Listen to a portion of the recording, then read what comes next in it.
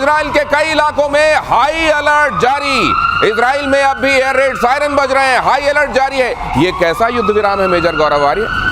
ये युद्ध विराम नहीं है, ये this is something that Trump has decided. Trump ने खुद फैसला कर दिया कि युद्ध विराम हो गया, युद्ध विराम हो गया। ना इसको इजराइल मान रहा, ना इसको ईरान मान रहा है। तो मुझे ऐसा लगता है कि ये ट्रंप की जो दगा का हैट्रिक है, ये ट्रंप की धोखेधड़ी का हैट्रिक है। पहले स्टीव विटकॉफ वाला कि ओमान में संडे को प्रोग्राम होना है बातचीत करने वाला, फ्राइडे को बमबारी शुरू हो जाती है। नंबर 2 जो डोनाल्ड ट्रंप कहता है कि अभी 2 हफ्ते हैं, चिंता मत करो 2 हफ्ते हैं, चौथे दिन फिर अटैक हो जाता है। अब इसने सीज फायर के चलते फिर तीसरा वाला वार कराए, मुझे लगता है दिनेश ये बात। और इसके फौरन बाद ये चिल्लाएंगे कि नोबेल दिलाओ, कोई मेरे को नॉमिनेट करो, और फिर कह देंगे मैं इतना सारा शांति का काम कर रहा हूं लेकिन उसके बावजूद मुझको नोबेल नहीं मिलता। ये सब कुछ ये नोबेल के लिए कर रहे हैं। नोबेल वाला चक्कर ऐसा हो गया जिसके चक्कर में मुनीर फंस गया। हाँ उसने कहा इनको नोबेल दे दीजिए। हाँ? अब उसके खिलाफ उसके देश में झंडे चल रहे हैं। हाँ, तो वहाँ थोड़ा तो इंतजार करते हैं, नमक खाते ही नोबेल चिल्लाने लगे। इसीलिए कहते हैं धैर्य रखिए। देखिए क्या हो रहा है। और खास तौर से इनके साथ एक और थोड़ा टाइम है तो बताइए। हाँ, बताइए। एक मैडमैन थ्योरी है। मैडमैन थ्योरी का ट्रंप के साथ है मैडमैन थ्योरी, ध्यान से सुनिए। मैडमैन थ्योरी ये किसने की थी? निकोला मैकियावेली ने। अच्छा। उसने ये लिखा था 1817 में कि ऐसे कुछ लीडर्स होते हैं जो अपना ऐसा हिसाब बनाते हैं कि वो आपको समझ में नहीं आता कि ये क्या करेंगे। तो फिर क्या मतलब आप इनको मैडमैन कह रहे हैं तो किम जोंग उन नाराज हो जाएंगे? देखिए वो कम नाराज हो, वो किम जोंग को जो कहते हैं मैं चलाऊंगा आसपास से निकलती है, लेकिन किया कुछ नहीं उन्होंने। अच्छा।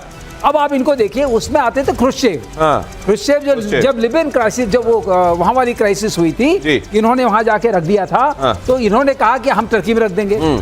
तो कैसे माने कैनेडी ऐसे माने, उनका ख्रुश्चेव कुछ पागल टाइप का आदमी है, तो डर गए। अब ये डरा रहा है सबको, उसी तरह ये भी डरा रहा है। कल मेजर गौरव आर्य एक बहुत अच्छी बात कह रहे थे कि सड़क पर एक पागल चला जा रहा है जिसके हाथ में ईंट है, वही है वो वाला ईंट वाला आदमी मैडमैन थ्योरी बताएंगे। और अच्छे से ट्रंप के हाथ में ईंट है क्या इस समय? ये सीज फायर वाली ईंट है। कौन सी ईंट है? सीज फायर उल्लंघन से बौखला गए ट्रंप।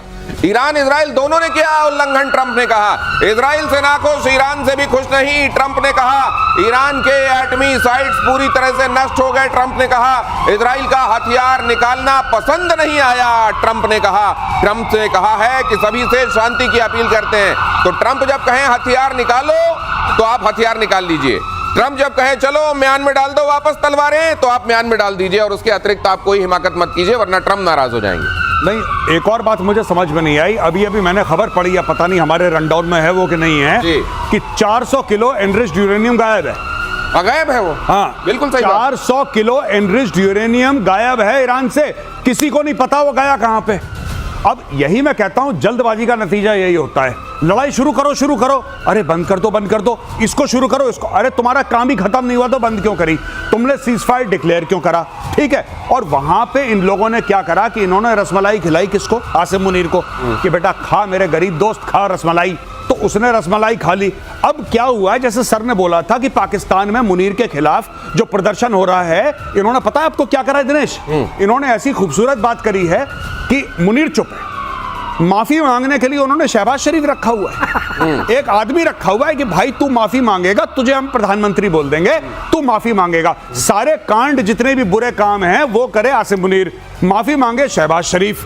ये वहां पे गेम चल रहा है। तुझे हम प्रधानमंत्री बोल देंगे, जहां बोले वहां आके माफी मांग लेना, जिम्मेदारियां ले लेना, बाकी तो हम संभाल ही रहे हैं देश को। इससे पहले ट्रंप ने युद्ध विराम की घोषणा की थी। ट्रंप ने कहा सभी को बधाई। ट्रंप ने कहा इजराइल ईरान के बीच में संपूर्ण युद्ध विराम हो गया है। गजब ही है। ये देखिए, ये है the ceasefire is now in effect, please do not violate it. Donald J Trump, president of the United States. ये एक तरफ ऐलान भी है, फिर एक तरफ ये भी है कि तोड़ मत देना। नहीं, मुझे बहुत अच्छी बात लगती है, बड़ी दिल में ना उम्मीद जागती है। उम्मीद कैसी जागती है दिनेश भाई? उम्मीद ऐसी जागती है कि यार president of the United states होने के लिए सिर्फ एक ट्विटर हैंडल चाहिए। अगर वो है तो 90% चीजें आपकी ठीक हो गई हैं। इसमें पॉलिसी का भाड़ में, पॉलिसी बाद में देख लेंगे। ट्विटर हैंडल तुम्हारे पास भी है। सोच रहा हूँ सर मैं भी अप्लाई कर दूं president of the United states में। मतलब बहुत सारी चीजें अगर अब इसी तरीके से सोशल प्लेटफॉर्म में होने वाली हैं।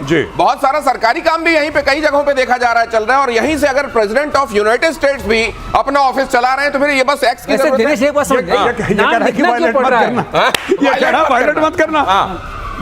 गौरव एक नहीं समझ में आ रहा है, नाम लिखना क्यों पड़ रहा है? Donald J Trump, president of the United states, पूरा नेम प्लेट पता ही नहीं है, नेम प्लेट लगा दिया उन्होंने। आप भूल ना जाएं सर, आप हल्के में न लें उसको, इसीलिए मैडमैन ना आप कहने लगे, नाम से ही जाने, डेजिग्नेशन से ही पहचाने, इसके लिए किया जा रहा है। और साथ में ये भी कहा जा रहा है कि हो गया है, लेकिन तोड़ मत देना, सुनो, तोड़ मत देना। ऑफिस से आया बयान, लाइक अ लायन के सभी टारगेट पूरे हुए, शेर की तरह सभी ऑब्जेक्टिव अचीव। अगर युद्ध विराम का कोई उल्लंघन होता है तो इजराइल कड़ी कार्रवाई करेगा।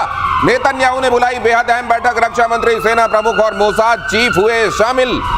ये इन्होंने पहले नहीं सुनी थी नेतन्याहू ने। नेतन्याहू को ट्रंप ने कहा था थोड़ा रुक के हल्का हाथ रख के चलना, उन्होंने तब नहीं सुना, उन्होंने अपना टाइम देखा और कर दिया काम। लेकिन उन्होंने एक बात कही, और बहुत अच्छे से कही, क्योंकि ट्रंप ने एक बात उनकी की ना, बम मारे। इन्होंने कहा देखिए जब तक वो नहीं करते हैं हम नहीं करेंगे, क्योंकि इसको नेतन्याहू को पता था वो कुछ न कुछ करेंगे।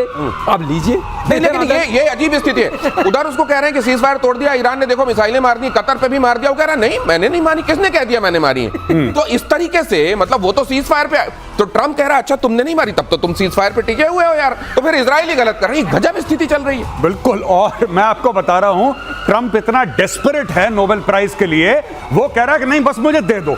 अच्छा, इसको अगर मैं तो कहता हूं कि एक नोबेल प्राइज की कॉपी बना के, खाका बना के इसको पकड़ा दो कि सर आप इसी को मानिए नोबेल प्राइज, ये बिना लिए मानेगा नहीं है। मैं आपको बता, ये बिना लिए मानेगा नहीं। ट्रंप लेकर मानेगा नोबेल प्राइज, चाहे उसको 10 लड़ाइयां शुरू करके सीज फायर करवाना पड़े। ये फालतू में शुरू करेगा, फिर सीज फायर शुरू करेगा, सीज फायर की कोई दे दो, इसको पकड़ते तभी चुप रहेगा। जब 80 साल की उम्र के करीब पहुंच के ये बच्चों वाला हट कि जैसे उसके मुंह में अगर दूध की बोतल डाल दो तो ही चुप होगा, नहीं तो वो रोता रहेगा वाली बात गजब है। अगली खबर देखिए कि सीज फायर को लेकर ईरान के विदेश मंत्री का बयान, हमारी फोर्स आखिरी मिनट तक इजराइल को सजा देगी, सभी ईरानियों के साथ जांबाज सशस्त्र बलों का आभार, ईरान खून की आखिरी बूंद तक लड़ेगा, हमारे सैनिक देश की रक्षा के लिए तैयार, दुश्मन के हमले का आखिरी क्षण तक जवाब दिया जाएगा। खामेनेई ने तो यह भी कह दिया कि हमने जंग जीत ली, हम शिकस्त खाने वाली कौम ही नहीं। बस कहानी खत्म। यही चीज तो पाकिस्तानी कहते हैं। आप पाकिस्तानियों को जितना भी मारिए, वो कहते हैं हम जज्बे वाली कौम है, हम हार ही नहीं सकते। अब इसके देखिए, ये तो ऐसा लॉजिक आपने दे दिया बेसर पैर का, कोई कुछ कह ही नहीं सकता। इनको देखिए कितना, इनके न्यूक्लियर तबाह कर दिए, इनके जितने भी लॉन्चर थे वो तबाह कर दिए, इनकी बैलिस्टिक मिसाइल्स के जो मैन्युफैक्चरिंग यूनिट्स थी वो तबाह कर दी, इनके पूरे फर्स्ट लाइन जो थे खमेनेई के नीचे उनको मार दिया, इनके सारे हेडक्वार्टर तबाह कर दिए, लेकिन जंग ये जीत गए। जंग ये जीत गए और साइंटिस्ट भी मार दिए। साइंटिस्ट तो पहले ही निपटा दिए थे, कुछ और मार दिए, सब कुछ खत्म कर दिया, लेकिन जंग ये जीत गए। ये पाकिस्तान वाला मामला है सर, ये दूसरा पाकिस्तान वाला मामला है। एयर मार्शल श्रीवास्तव, इसमें एक और चीज, इसमें बिल्कुल उसी तरीके से जैसे यहाँ राफेल को लेकर दावे किए जा रहे थे ना, वो कह रहे हैं हमने B2 मार दिया, और कुछ पता नहीं निकाल के भी लाए कहीं से जिसमें मिसाइलें जाके पीछा कर रही हैं और B2 को उड़ा रही हैं। ये इन्होंने कहा, ये पूरा एकदम वही केस है।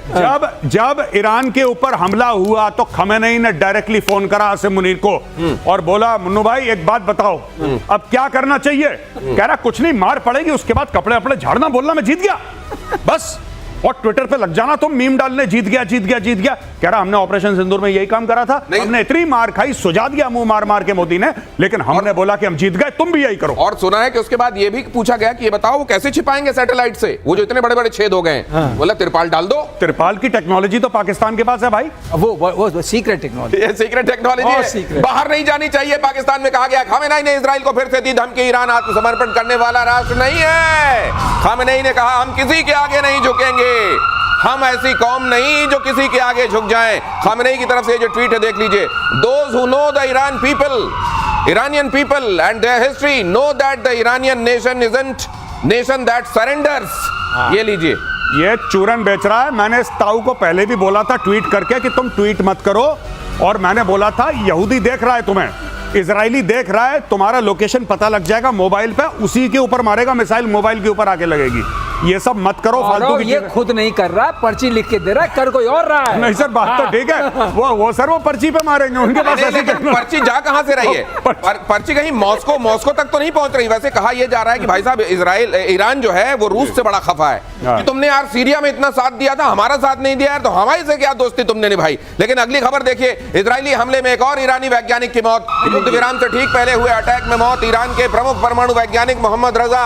युद्ध में अब तक 15 ईरानी वैज्ञानिकों की मौत हो गई है। भाई साहब वहां वैज्ञानिक बनने कोई जाएगा नहीं, बच्चों को कहेंगे बेटा साइंस मत लेना, तुम साइंस मत लेना बेटा, तुम आर्ट्स लेना, ह्यूमैनिटीज लेना, तुम साइंस मत लेना बेटा। साइंस लोगे तो यही काम होगा। ईरान में बच्चे साइंस के लिए ऑप्ट नहीं करेंगे अभी, ये इतना खत्म कर दिया। स्टेम का इतना चक्कर चल रहा था ना, यहाँ पे वो चक्कर बंद होने वाला है, कोई नहीं लेने वाला है। बात बताइए, जितने कमांडर्स चले गए, जितने वैज्ञानिक चले गए, मान लीजिए इनके नंबर 2 भी होंगे, तो क्या इजीली रिप्लेसेबल होती है पोस्ट? एक चीज सोचने वाली है, ये मार किसको रहे? IRGC जो इन्होंने लेयर बनाई थी, जो SS टाइप थी, वो पूरे कमांडर वाले, उनके कमांडर्स को मार रहे हैं। जो रेगुलर फोर्स वाले तो बेचारे जिंदा हैं, और मार रहे हैं इनके सीक्रेट साइंटिस्ट को और जो सीक्रेट पुलिस है। सर, एक